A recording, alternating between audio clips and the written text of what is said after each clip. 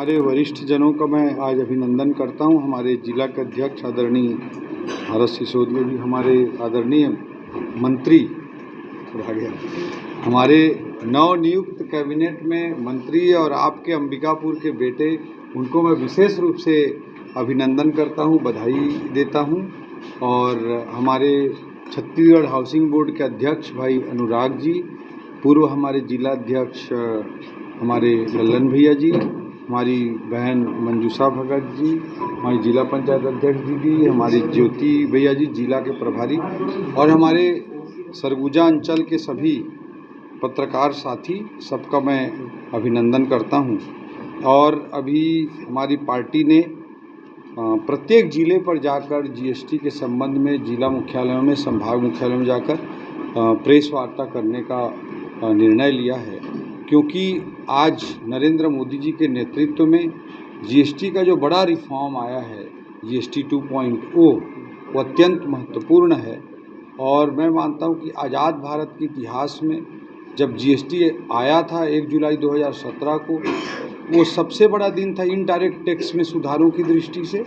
और अभी 8 वर्षों बाद जो जीएसटी 2.0 आदरणीय नरेंद्र मोदी जी के नेतृत्व में, आदरणीय निर्मला सीतारमण जी के चेयरमैनशिप में जो इंट्रोड्यूस हुआ है, ये दूसरा सबसे बड़ा रिफॉर्म है। और इसकी घोषणा आदरणीय नरेंद्र मोदी जी ने स्वतंत्रता दिवस के अवसर पर लाल किले की प्राचीर से की थी। और तत्काल 20 दिनों के अंदर मोदी जी के एग्जीक्यूशन पावर का भी एक बहुत बड़ा नमूना है कि मोदी सरकार, यूनियन की सरकार, जीएसटी काउंसिल किस तरह से काम की है कि घोषणा के 20 दिनों के अंदर उसे लागू कर दिया गया। हालांकि वर्किंग पिछले 1.5 सालों से चल रही थी। ग्रुप ऑफ मिनिस्टर का गठन 1.5 साल पहले ही हुआ था।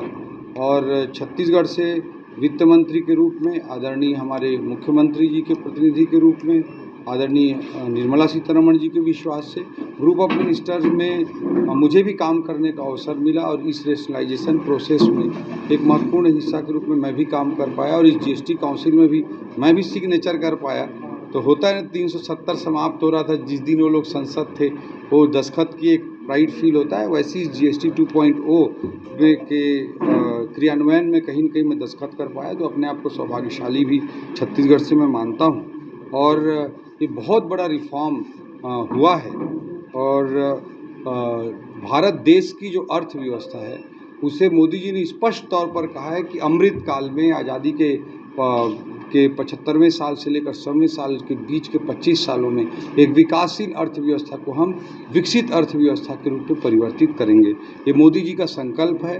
और एक स्पष्ट विजन के साथ, एक स्पष्ट रोड मैप के साथ आदरणीय नरेंद्र मोदी जी तेज़ी से उस दिशा में आगे बढ़ रहे हैं। और उस दिशा में आगे बढ़ते हुए कई ऐसे निर्णय जो राजनीतिक रूप से उतने पॉलिटिकल लाभ वाले नहीं भी होते, कई बार राजनीतिक हितों के, कृपया बात ना करें तो अच्छा रहेगा, कृपया बात ना करें पीछे वाले भैया लोग, तो राजनीतिक रूप से कई बार विपरीत भी होता है, तो पर भी नरेंद्र मोदी जी वो निर्णय लेने का साहस रखते हैं जो भारत देश की अर्थव्यवस्था को विकासशील से विकसित बनाने के लिए अत्यंत आवश्यक है। तो ये जो जीएसटी है, इसमें 22 तारीख से इसे लागू करने का निर्णय लिया गया है। जो सुधार किए गए हैं, जो छूट दी गई है, इसे 22 सितंबर से लागू करने का निर्णय लिया गया है, जिससे नवरात्रि का पर्व, दिवाली का पर्व अच्छे तरीके से भारत देश की जनता मनाए और उसका एक दिवाली गिफ्ट के रूप में, दिवाली तोहफे के रूप में वो मिल सके। इस सोच और इस विचार के साथ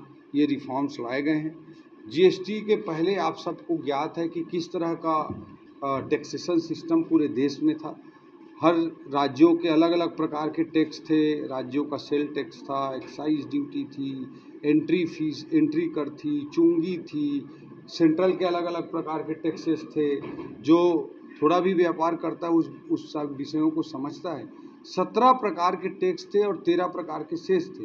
और कोई भी व्यक्ति अगर एक राज्य से दूसरे राज्य ले जाता था तो घंटों बाहर में गाड़ियां खड़ी रहती थी, तरह तरह के करप्शन होते थे, तरह तरह की दिक्कतों का सामना करना पड़ता था। तो इस तरह का टैक्सेशन सिस्टम था, उसके कारण प्राइस स्थिर नहीं रहता था, मूल्य स्थिर नहीं रहता था।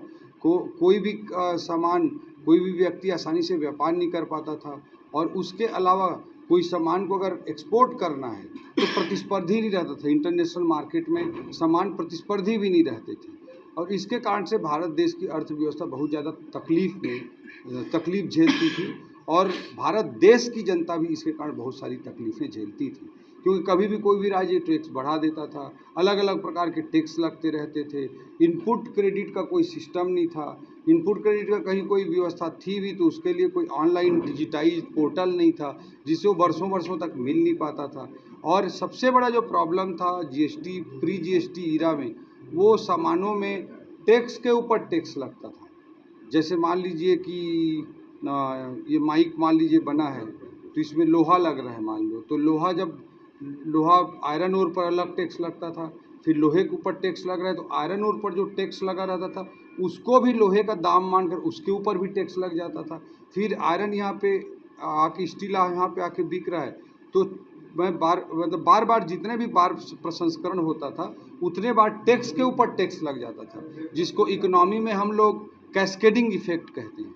तो उसके कारण भी वस्तुओं के दाम अत्यधिक बढ़ जाते थे। तो इन सब कारणों से आम जनता त्रस्त थी, व्यापार करने वाले त्रस्त थे, भारत के निर्यातक त्रस्त थे और तमाम तरह की दिक्कतों का सामना पूरे सिस्टम को, पूरी अर्थव्यवस्था को करना पड़ता था। थोड़ा बोल दो ना सर, बात ना करें, ठीक है, बात ना करें तो वो थोड़ा डिस्टर्ब होता है बोलने में। तो खैर इस तरह की व्यवस्था थी। उसको आदरणीय नरेंद्र मोदी जी के सरकार आने के बाद जीएसटी का जो पहला कॉन्सेप्ट अटल जी के समय ही आ गया था और इस तरह के सुधारों पे चर्चा प्रारंभ हो गई थी। हमारे आदरणीय विधायक प्रबोध बिंद जी का भी शुभागमन हुआ है, वो भी हमारे बीच, हम उनका अभिनंदन करते हैं। देवनाथ पैकरा जी भी हैं, विकेश केसरी जी भी हैं, हम सबका अभिनंदन करते हैं। तो प्री जीएसटी ईरा में इस तरह की समस्याएं थी और आदरणीय अटल जी के द्वारा जीएसटी के संबंध में शुरुआत की गई थी, बट 2004 से 2014 तक कांग्रेस के नेतृत्व वाली यूपीए की सरकार रही। कांग्रेस के नेतृत्व वाली यूपीए की सरकार ने इस तरह के किसी सुधार की दिशा में कोई ठोस पहल, ठोस काम नहीं किया। भैया प्लीज़ मत बात करो ना, बोलो ना, बात करने वालों बाहर जाने, वो बोलने में थोड़ा दिक्कत होता है, लिंक नहीं हो पाता। तो इस तरह की होता था, इन्होंने कोई अच्छे तरीके से रिफॉर्म नहीं लागू किया। बट नरेंद्र मोदी जी की सरकार आई तो उन्होंने डे वन से सारे रिफॉर्म की दिशा में काम किया, क्योंकि देश को सुधारने के लिए, देश को आगे बढ़ाने के लिए लगातार उनके द्वारा प्रयास किए गए और उनके यही प्रयासों का परिणाम रहा कि भारत देश की अर्थव्यवस्था कितना तेजी से जंप करी। ये दुनिया के सामने फैक्ट आज उभर कर आ गया। 2004 में कांग्रेस के नेतृत्व वाली यूपीए की सरकार आई थी, 2014 तक वो सरकार रही और भारत देश की अर्थव्यवस्था 10वें नंबर की अर्थव्यवस्था से 10वें नंबर की ही अर्थव्यवस्था रही। वही नरेंद्र मोदी जी के 10 सालों की हम बात करें तो 2014 में 10वें नंबर की अर्थव्यवस्था उनको मिली थी और 2024 में वो 5वें नंबर की अर्थव्यवस्था बनाने में सफल रहे। इस वर्ष आदरणीय मेजर साहब का भी हमारे बीच आगमन हुआ है, तो 10वें नंबर के अर्थव्यवस्था से 5वें नंबर की अर्थव्यवस्था बनाने में आदरणीय नरेंद्र मोदी जी सफल हुए और इस साल हम 4थे नंबर की अर्थव्यवस्था बनने जा रहे हैं और मोदी जी की इस तीसरे कार्यकाल में हम 3रे नंबर की भी अर्थव्यवस्था बन पाएंगे। ये सब इसलिए संभव हो पा रहा है क्योंकि डे वन से मोदी जी ने रिफॉर्म्स पर, इकोनॉमिक रिफॉर्म्स पर, हर तरह के सुधारों पर फोकस किया। उसी का परिणाम है कि देश की अर्थव्यवस्था इस तरह से जंप दर जंप लगाती चली गई और आज उसी का परिणाम देश की जनता को, देश की अर्थव्यवस्था को एक सुखद रूप में सामने आ रहा है। तो प्री जीएसटी ईरा में इस तरह की चीज़ें थी, 17 प्रकार के टैक्स थे, 13 प्रकार के सेस थे। उन सब को समाप्त करते हुए आदरणीय नरेंद्र मोदी जी ने जीएसटी की व्यवस्था को देश में लागू करने का साहस जुटाया और आज लगातार उस दिशा में तेज़ी से काम हो रहे हैं। जो भी 19-20 कुछ टेक्निकल प्रॉब्लम थे या सिस्टम में कुछ चेंज करने की ज़रूरत थी, उसको भी लगातार करते गए हैं। Continuous structural reform, continuous procedural reforms GST की दिशा में होते चले गए और उसी का परिणाम रहा कि जीएसटी के माध्यम से एक तो जो 17 प्रकार के टैक्स थे और 13 प्रकार के सेस थे, उससे देश की जनता को मुक्ति मिली और जो इनडायरेक्ट टैक्स होता है वो तो सभी वस्तुओं पर लगता है, साबुन पर, तेल पर, टूथपेस्ट पर, ब्रश पर, सब पर लगता है। उसके कारण से गरीब जनता पर भी इनडायरेक्ट टैक्स का सीधा असर पड़ता है। जो डायरेक्ट टैक्स होता है, पर्सनल इनकम टैक्स या कॉर्पोरेट टैक्स, वो एक लिमिट तक आय होने के बाद ही वो पेबल होता है, उसके बाद ही उसको पेमेंट किया जाता है। तो इस तरह की स्थिति वहाँ पर होती थी। तो इससे इनडायरेक्ट टैक्स पर जो रिफॉर्म होता है उससे गरीब को ज़्यादा लाभ मिलता है। तो इस तरह से जीएसटी को लागू किया गया। जीएसटी के माध्यम से लगातार स्ट्रक्चरल रिफॉर्म किए गए, प्रोसीजरल रिफॉर्म किए गए, नंबर ऑफ टैक्स पेयर इसके कारण लगातार बढ़े हैं। लोगों को जो कंप्लायंस है उसमें सुविधा हुई है, टैक्स को फॉलो करने में, टैक्स के सिस्टम को फॉलो करने में लगातार सुविधा बढ़ी है। इनपुट क्रेडिट का सिस्टम मजबूत हुआ है, वो सिस्टम पूरा डिजिटाइज हुआ है। किसी को इनपुट क्रेडिट लेना हो तो इनपुट क्रेडिट ले पाने में वो सफल हुए हैं। तो इस तरह की सभी चीज़ों को तेज़ी से आगे बढ़ाने में सफलता मिली है।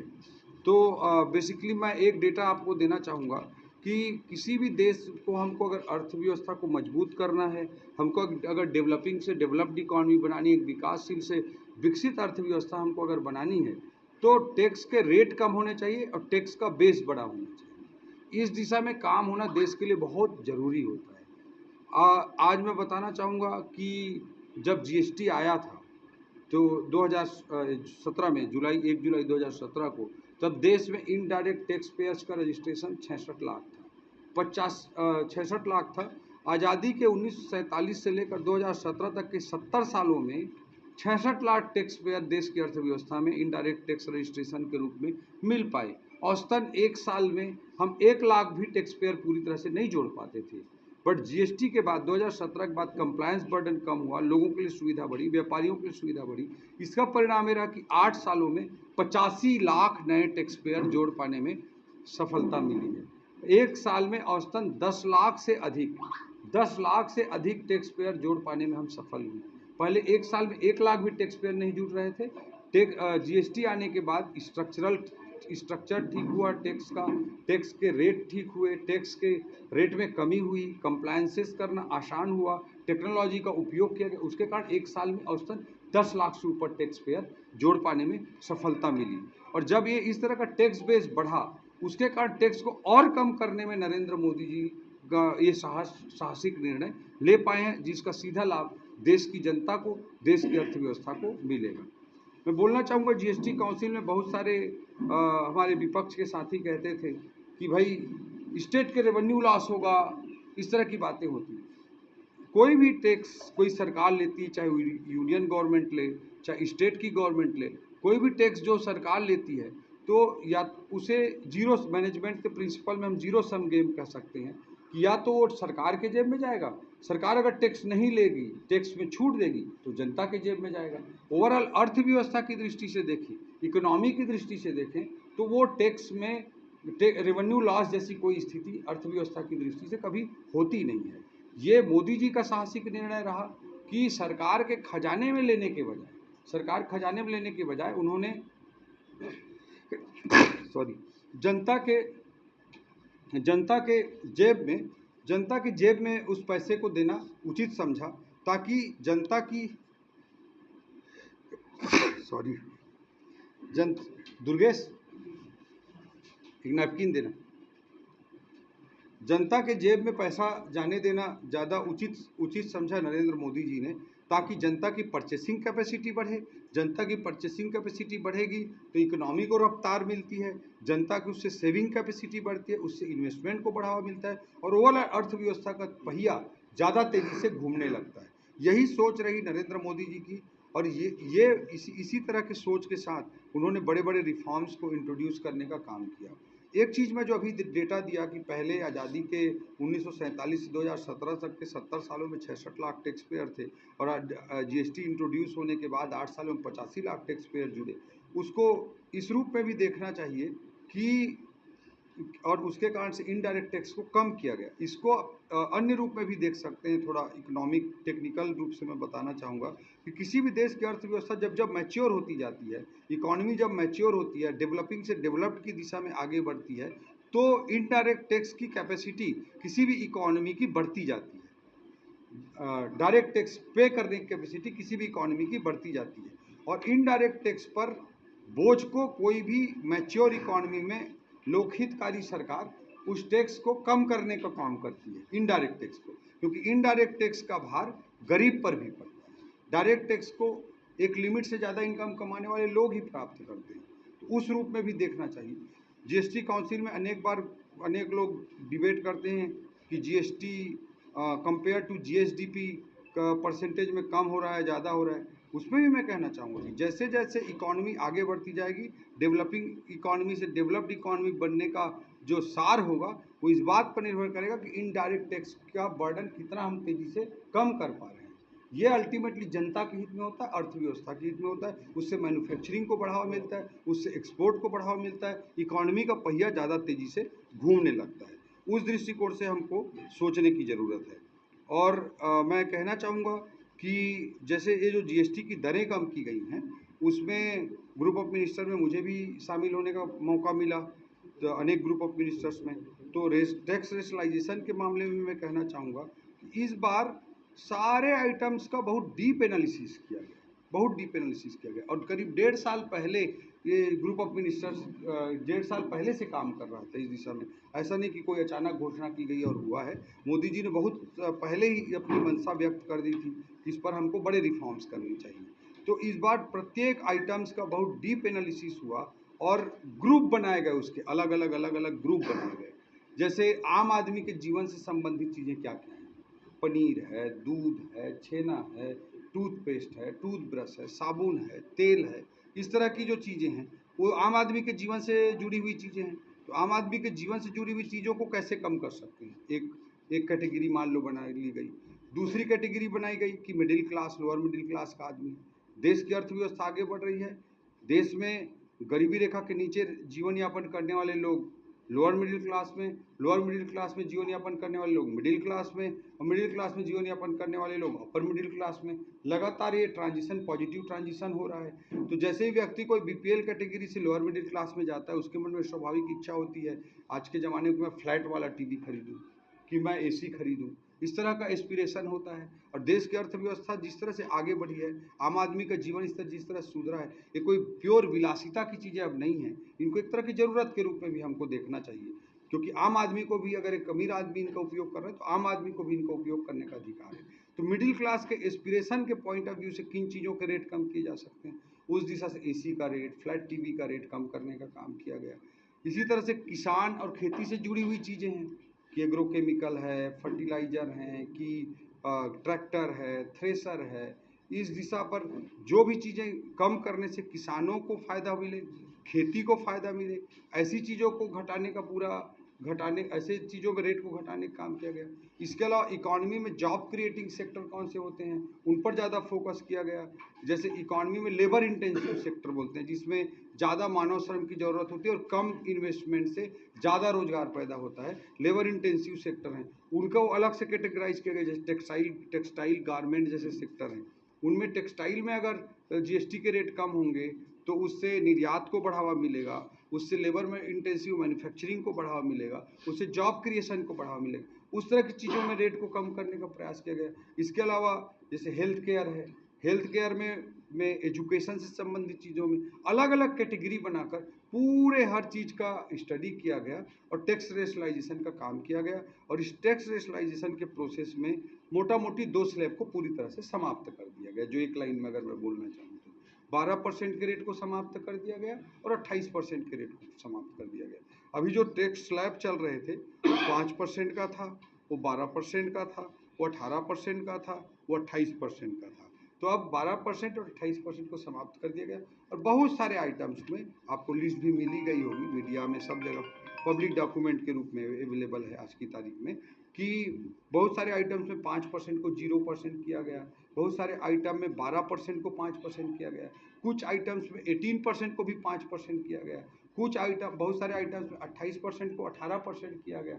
तो इस तरह से ये बहुत बड़ा एक एक्सरसाइज किया गया और लगभग 300 से अधिक आइटम्स में जीएसटी के रेट को घटाने का काम एक बड़े रिफॉर्म के, एक बड़े एजेंडा के तहत किया गया, ताकि आम जनता को भी लाभ मिले और लोगों को भी, इस इकॉनमी को भी तेज़ी से आगे बढ़ाने की दिशा में मदद मिले। इस दृष्टिकोण के साथ ये बड़े रिफॉर्म्स लाए गए। दूसरा मैं इसमें कहना चाहूँगा कि आदरणीय नरेंद्र मोदी जी जो सहकारी संघवाद है उसके विश्वास करता हैं। वो स्वयं राज्य के में एक बड़े राज्य के लंबे समय तक मुख्यमंत्री रहे, उसके बाद देश के प्रधानमंत्री बने। तो सहकारी संघवाद, कोऑपरेटिव फेडरलिज्म का जो एक आदर्श कॉन्सेप्ट हमारे समाज में चर्चा होती है, हमारे मीडिया में चर्चा होती है, हमारे देश के विभिन्न हलकों में चर्चा होती है कोऑपरेटिव फेडरलिज्म का, उसका भी एक आदर्श उदाहरण उन्होंने प्रस्तुत करने का काम किया। जीएसटी काउंसिल एक ऐसा फोरम है जिसमें देश के सभी राज्यों के वित्त मंत्री सदस्य होते हैं, जिन अनेक राज्यों के मुख्यमंत्री भी वित्त मंत्री के प्रभार में हैं, अनेक वो भी इस बैठक में सम्मिलित होते हैं और सब लोग मिलकर निर्णय करते हैं। और इसमें निर्णय की जो प्रक्रिया है उसमें 3/4 बहुमत के आधार पर निर्णय लिया जाता है। न्यूनतम 3/4 बहुमत होना चाहिए। 75% से ज़्यादा का किसी पक्ष में वोटिंग हो तभी उस निर्णय को माना जाता है। सिंपल मेजॉरिटी 51% की मेजॉरिटी के साथ, कोई 51%, 51% बहुमत के साथ, सामान्य बहुमत जिसको हम बोलते हैं, उसके साथ कोई निर्णय को स्वीकार नहीं किया जाता है। तो ऐसा उन्होंने स्ट्रक्चर इतना शानदार तरीके से क्रिएट किया। दूसरा, अनेक राज्य बोलते रहे, कई राज्य बोल रहे थे कि भाई स्टेट को रेवेन्यू लॉस। अगर इस तरह के बड़े रिफॉर्म्स करते हैं तो यूनियन को भी रेवेन्यू लॉस होगा। और रेवेन्यू लॉस के कॉन्सेप्ट को ही मैंने पहले नकारा कि भाई कस्टमर के जेब में पैसा जा रहा है, कोई रेवेन्यू लॉस के रूप में उसे देखना ही नहीं चाहिए। अर्थव्यवस्था में जो आपका आम जनता है, आम जनता के जेब में पैसा जा रहा है, उस दृष्टिकोण से उसे देखना चाहिए। फिर भी अगर कोई रेवेन्यू लॉस की बात करे तो यूनियन की सरकार ने नरेंद्र मोदी जी के नेतृत्व में अगर जीएसटी का रेट कम किया है तो राज्यों के लिए भी वो विषय है और यूनियन के लिए भी विषय है। आदरणीय नरेंद्र मोदी जी ने 12 लाख सीधा इनकम टैक्स के रिबेट देने का काम किया। अभी भी मेरे को याद है कि उसी दिन अरविंद केजरीवाल जी शायद बोले थे कि 10 लाख तक का रिबेट दें तो हम माने टाइप का, और उसी दिन नरेंद्र मोदी जी ने 12 लाख का टैक्स रिबेट देने का काम किया था। इतना बड़ा स्टेप आदरणीय नरेंद्र मोदी जी ने लिया। जब भी आप भी पढ़ाई कर रहे होंगे बचपन से, तब भी सुन रहे होंगे कहीं 50,000 बढ़ा, कभी 1 लाख बढ़ा, कभी 75,000 बढ़ा। इतना बड़ा जंप भारत देश के इतिहास में इनकम टैक्स रिबेट में कभी नहीं दिया गया था। उसमें भी रेवेन्यू लॉस को बियर करते हुए यूनियन ने देश की इकॉनमी को आगे बढ़ने के लिए और आम जनता को लाभ पहुंचाने के लिए इस तरह का स्टेप लिया।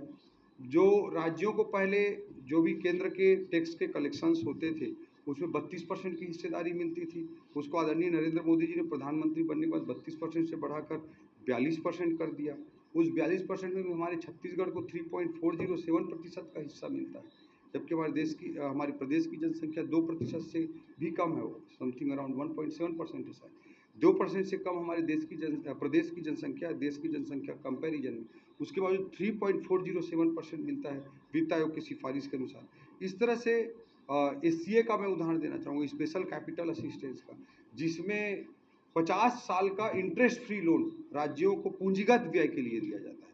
सड़क, पुल आदि निर्माण के लिए 50 साल का इंटरेस्ट फ्री लोन। किसी फिनांस कमीशन ने, किसी आयोग ने इसकी कोई सिफारिश नहीं की थी। नरेंद्र मोदी जी ने राज्यों को मजबूत बनाने के लिए, राज्यों के कैपेक्स को, पूंजीगत व्यय को मजबूती प्रदान करने के लिए अपने इच्छा से प्रदान किया, ताकि राज्य मजबूती से आगे बढ़ सके। तो ये जो विजन है, विजन 2047 का, ये जो विजन है अमृतकाल का, वो राज्य भी पालन करेंगे तब हम आगे बढ़ पाएंगे। इसी सोच के साथ हमने लगातार हमारे छत्तीसगढ़ में भी छत्तीसगढ़ अंजोर विजन डॉक्यूमेंट बनाया है 2047 के लिए, और अनेक राज्य इस दिशा में आगे बढ़ रहे हैं। और जब सभी राज्य आगे बढ़ेंगे और केंद्र आगे बढ़ेगा, यूनियन सब मिलकर आगे बढ़ेंगे, तभी हम वास्तविक अर्थों में भारत को विकसित राष्ट्र बना सकते हैं।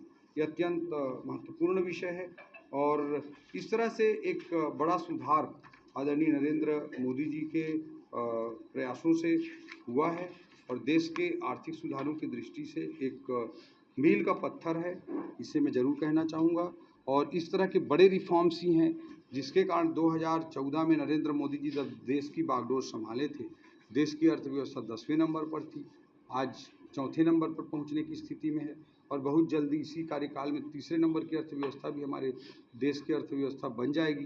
और इतने बड़े बड़े जो बिग रिफॉर्म्स हुए हैं, उसी कारण से इंडिया की ग्रोथ रेट भी रोबस्ट बनी हुई है। पोस्ट कोविड वर्ल्ड में दुनिया की बहुत सारी इकॉनमी कितनी ज़्यादा सफ़र कर रही हैं, लेकिन हमारे भारत देश की अर्थव्यवस्था फास्टेस्ट ग्रोइंग इकॉनमी है amongst the larger economies.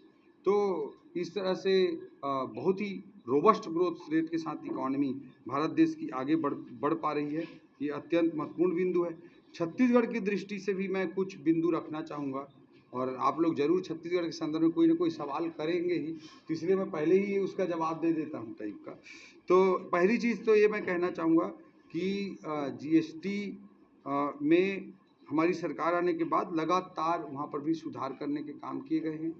Ease of doing business EODB cell का गठन पूरी तरह से किया गया है। कॉल सेंटर की व्यवस्था को मजबूत की गई है। औसतन कॉल के नंबर बढ़े हैं। स्टेक होल्डर मीटिंग्स लगातार बढ़ाई गई है। चैम्बर ऑफ कॉमर्स हों, अलग अलग एसोसिएशंस हों, उनके साथ लगातार मीटिंग करने का काम किया गया है। बट मैं एक चीज़ आपको बोलना चाहूँगा कि पहले 5 सालों तक कंपनसेशन दिया जाता था, तो 5 साल तक कंपनसेशन दिया गया था। और मैं इतना जरूर कहना चाहूँगा कि कांग्रेस के रिजीम में 5 सालों में जो जीएसटी के टैक्सेशन सिस्टम को काफ़ी हद तक कोलैप्स कर दिया गया था और उसमें गलत प्रैक्टिसेस बहुत ज़्यादा भर गई थी।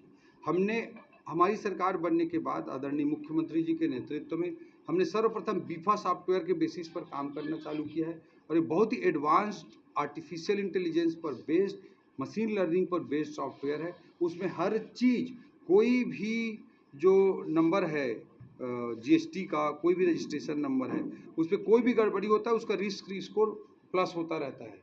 और जैसे ही एक लिमिट से ज़्यादा रिस्क स्कोर हो जाता है तो रेड अलर्ट आने लगता है और 10 प्लस का रिस्क स्कोर हो जाता है, तभी किसी व्यापारी को या किसी व्यक्ति को, किसी डीलर को पूछा जाता है कि भाई आप, उसको पहले ये बताने का प्रयास किया जाता है कि ये गड़बड़ी दिख रही है, आप इसको ठीक करिए। तो इस तरह से सिस्टम बना करके मैनुअल इंटरवेंशन, ऐसा नहीं कि कब किसी के पास भेज दिया, कब किसी के पास भेज दिया, इस तरह की चीज़ें ना करके उसे मशीन लर्निंग पर बेस्ड किया गया है। जो पिछले 1-1.5 साल में हमने जो बड़े रिफॉर्म्स जीएसटी की दृष्टि से प्रदेश में किए हैं, उनका भी मैं जिक्र करना चाहूँगा। उसमें एक बल्क डीजल का बहुत बड़ा विषय है। बल्क डीजल पर जो टैक्स है, वैट की जो दर है, वो हमारे राज्य में 23% थी, उत्तर प्रदेश, गुजरात जैसे राज्यों में 17% थी। इसके कारण हमारे प्रदेश के जो बल्क डीजल के व्यापारी थे, वो घोषित तौर पर लीगल तरीके से उत्तर प्रदेश या गुजरात से लाकर बेचते थे। उनको अगर 17% का टैक्स रेट था तो वहाँ से फ़ायदा पड़ता था, तो घोषित तौर पर लाकर बेचते थे। तो वैट को हम कैसे अपने प्रदेश में बेहतर कर सकें, इस पर जब हम समीक्षा कर रहे थे तो ये बिंदु सामने आया। हमने अनेक व्यापारियों से, बल्क डीजल के व्यापारियों से चर्चा करी और उनसे चर्चा करने के दौरान पता चला कि भाई उत्तर प्रदेश में 17% है तो हम छत्तीसगढ़ में क्यों खरीदेंगे। उन्होंने बताया तो 23% के बल्क डीजल पर वैट रेट को घटा करके हमने 17% करने का काम किया सीधा। और टैक्स 6% घटाने से जो टैक्स कलेक्शन है उसमें लास्ट ईयर 227 करोड़ की वृद्धि हुई। पूरा फाइनेंशियल ईयर नहीं था, इस बार और भी बहुत ज़्यादा वृद्धि हो जाएगी। कुछ महीनों में ही 227 करोड़ की अतिरिक्त राजस्व प्राप्त हुई। तो हमेशा टैक्स रेट ज़्यादा होने का मतलब ये नहीं कि टैक्स कलेक्शन भी ज़्यादा होगा। अगर हमारा टैक्स रेट रीजनेबल नहीं है, लॉजिकल नहीं है, तो टैक्स कम भी कलेक्ट हो सकता है। उसका एक उदाहरण है, इसको हमने सतर्कता के साथ बल्क डीजल पर वैट की दर में निर्णय लिया। इससे राज्य को रेवेन्यू का लॉस जो हो रहा था वो रोकने में सफलता मिली।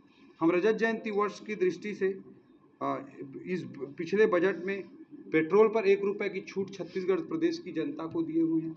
पेट्रोल का इस्तेमाल ज़्यादातर बाइक में होता है, तो 1 रुपये की छूट देने का काम हम लोगों ने किया है। दूसरा चीज़ मैं बोलना चाहूँगा कि जीएसटी 10 वर्ष से अधिक पुराने जो 25,000 तक के टैक्स देयता थी, अलग अलग प्रकार के जो राज्यों के प्रति टैक्स थे, वैट का और स्टेट के एक्साइज का, इन सब का, जो 25,000 से कम की जो देयता वाले प्रकरण थे, उन्हें एक झटके में समाप्त करने का निर्णय पिछले बजट में हमने ऐलान करते हुए किया। इससे 40,000 हमारे व्यापारी साथियों को लाभ हुआ और 62,000 से अधिक केस से मुक्ति मिली। पैसे का कोई बड़ा छूट दिया गया ऐसा नहीं। 9 करोड़ 10 करोड़ रुपए टोटल टैक्स कलेक्शन रहा होगा 62,000 केस में। 62,000 केस में 9 करोड़ रुपए आने थे, लेकिन उसके कारण जो भी डीलर था, जो भी व्यापारी था, उसको वकील करना पड़ता, ऑफिस के चक्कर काटने पड़ते, इस तरह की स्थितियां थी। इसे एक झटके में समाप्त करने का निर्णय पिछले बजट में हमने लिया। उससे प्रदेश के अनेक व्यापारी साथियों को लाभ हुआ। ई वे बिल की सीमा जो 50,000 थी, उसे पिछले बजट में हमने बढ़ाकर 1 लाख किया। अब पहले 50,000 तक का कोई सामान ले जा रहा हो तो उसको ई वे बिल की ज़रूरत पड़ती थी।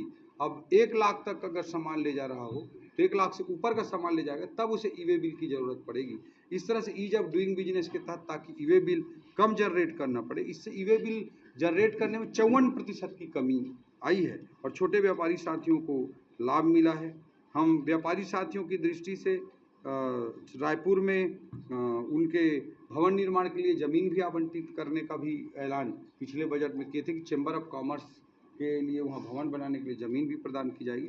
इस तरह से बहुत सारे निर्णय हमारे छत्तीसगढ़ में भी किए गए हैं ताकि जनता को सहूलियत मिल सके, प्रोसीजर्स बेहतर हो सकें, जो भी इंटरवेंशंस हैं वो लॉजिकल हो सके। और इसी का परिणाम रहा कि भारत देश में सर्वाधिक जीएसटी का ग्रोथ रेट अगर किसी राज्य में रहा है तो छत्तीसगढ़ में रहा है और 18% के हाईएस्ट ग्रोथ रेट के साथ पूरे देश में हाईएस्ट ग्रोथ रेट नंबर 1 का ग्रोथ रेट अचीव करने वाले प्रदेश बन पाने में हम लोग सफल हुए हैं।